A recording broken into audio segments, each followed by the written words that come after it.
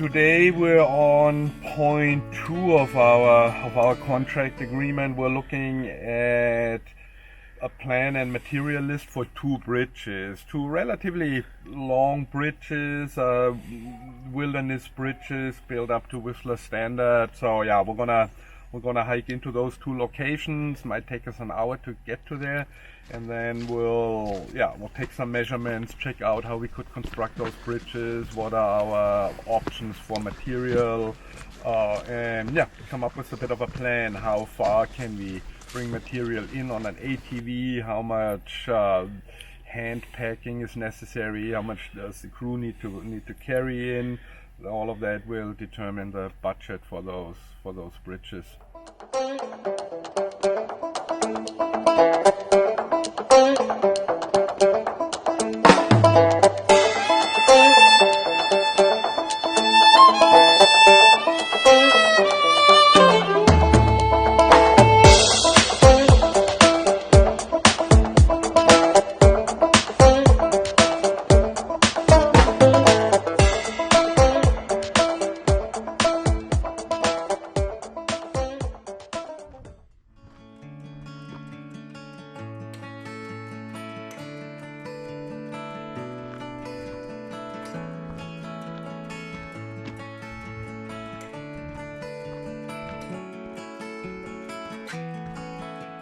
At the first bridge location here, we've got 2 locations for new bridges. Okay, there's something in here.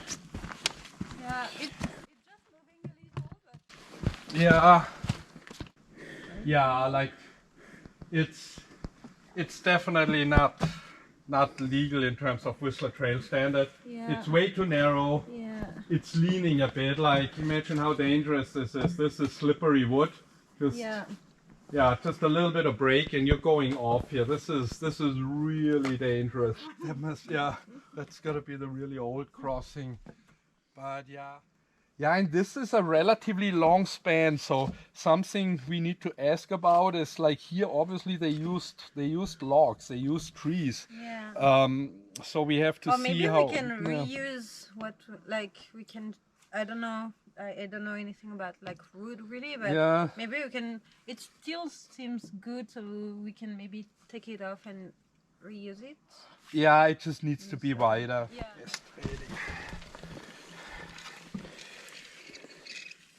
Yeah. So this was 3 feet, the existing one. You could take a note on that, 3 feet. So you can tell, like, if you have 1 more foot, like here, that's what a difference that is. If we go, that would, you don't think it's that much, but it really does make a difference. So and so let's take a measurement here, Adele. And I think just because we have so many rocks here, easy access to rocks, we could build this up a little bit here, and like we're gonna make it level Like here. at the same level. I think rock, so. Yeah. Like that. We want the decking at that level here. I think it would be such a cool feature. It would be so cool. It's gonna make the riding so much easier, and even just, I mean, where do you get this? Where you have this perfectly formed rock here. The last board can be cut with a chainsaw to match this a bit. Yeah. It's super easy for a guy who knows how to run a chainsaw, and then it would look so nice. So we'll build this up, take the height of the stringer into consideration and the height of the boards, and that's how high we build our rock cribbing up, and then it would come over. So if you just... And in the other side, so not where the actual bridge is, but a little bit higher, right? Exactly. Where the small bushes. Exactly.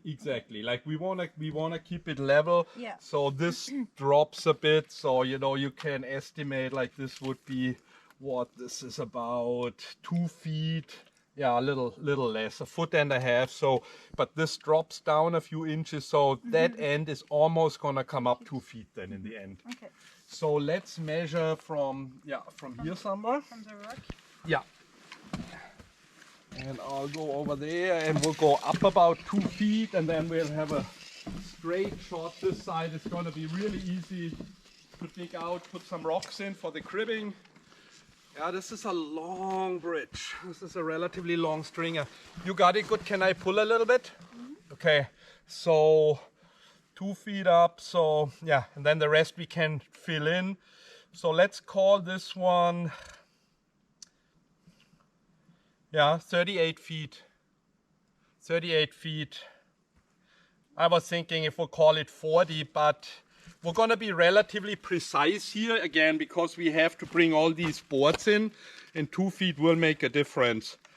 So we'll go 38 feet in length and 4 feet in width.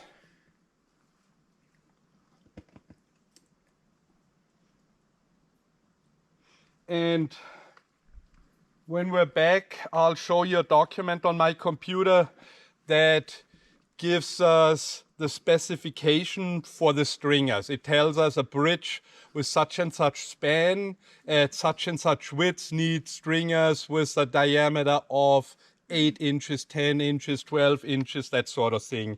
I mean, this is good. It has a little bit of a bounce to it, not much. It's mostly because it's not supported here. So, you know, it's not a bad bridge. Like this would last for a while, but it just can be improved. Yeah. Oh yeah. Yeah. Yeah. Okay. And so the other measurement I'd like in my document is the overall height over the creek. So I'm just gonna measure this just so we have it. I'll get a low point. So we'd have 5 and we're probably gonna be up by 1.5 feet. So let's call this 6. Let's call it 6 feet at the high point. 6 feet.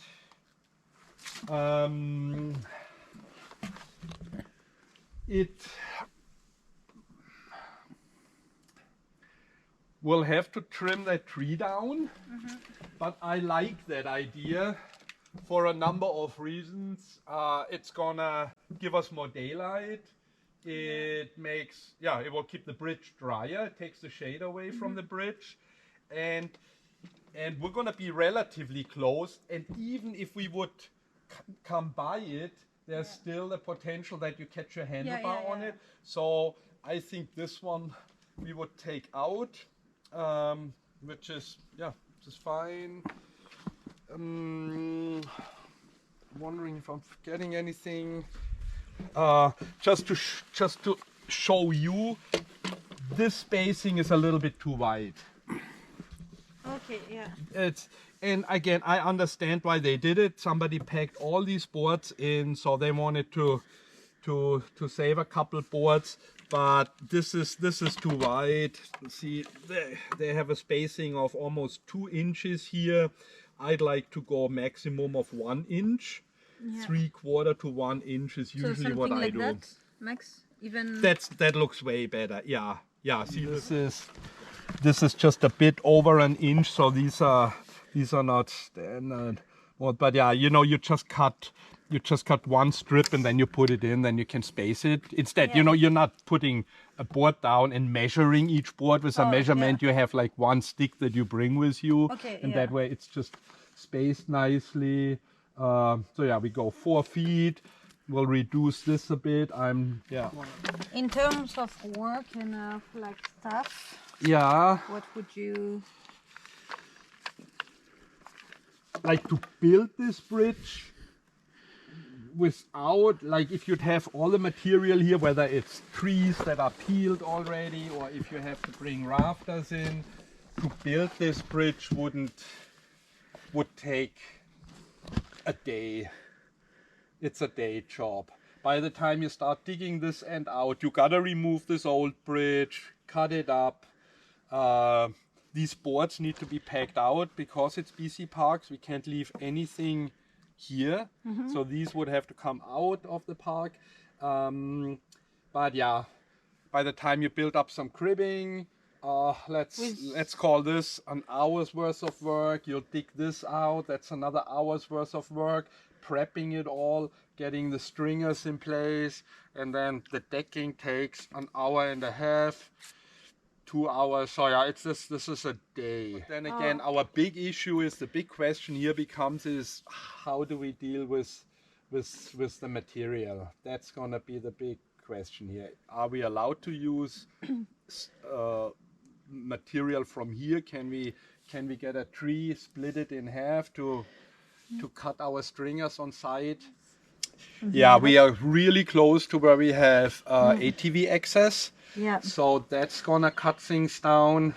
My big issue really is with the material, because I mean 40-foot stringers, there's just no way to pack these in. You know, it's just way too heavy. So I have to clarify that. That determines it. What one option is that, and that's something that we borrow from the construction, from the carpentry world, is we can build our own stringers out of 2x6s, for example. You know, we sandwich them and we overlap them in different distances. This is something that you've seen in Europe all over the place. This is where they developed the engineered wooden beam idea, where the wood always overlaps, and then you've got another layer on top and another layer on top, and by screwing it all together with a million screws, it creates something that's almost more solid than one beam that you would cut. Okay. It gives it a lot of strength. Like it really. So that's something that we could do here. We could bring in X amount of 2-inch by 6-inch boards, and what we would call laminate them together. We'll take one and overlap it by 3 feet, you know, and then put the other one against it. So they're not overlapped all at the same spot, you know. They're like sandwiched. Yeah. So that's something that we could do here if we absolutely have to. Okay. But it's still, and so once I know, can we cut a couple trees down? Can we cut a couple trees down? Then that's what we have to find out first. What about a tree that's already down? Would you use, for example, this aspen? No, they're not. No. They rot too fast. They're not. Well, I'd be looking for pine or fir. Okay. But yeah, like if something came down within the last year or so, like what I would have to do is take a chainsaw, make one cut, and then I can, by a visual inspection, I can tell is there rot starting, or is it still a very solid tree. Yeah. But yeah. But again, we have to find out what we're allowed to do here, because there are so many trees here, and an experienced saw guy can fall one of these trees exactly in this location. Like I can fell this tree and have it lying exactly here.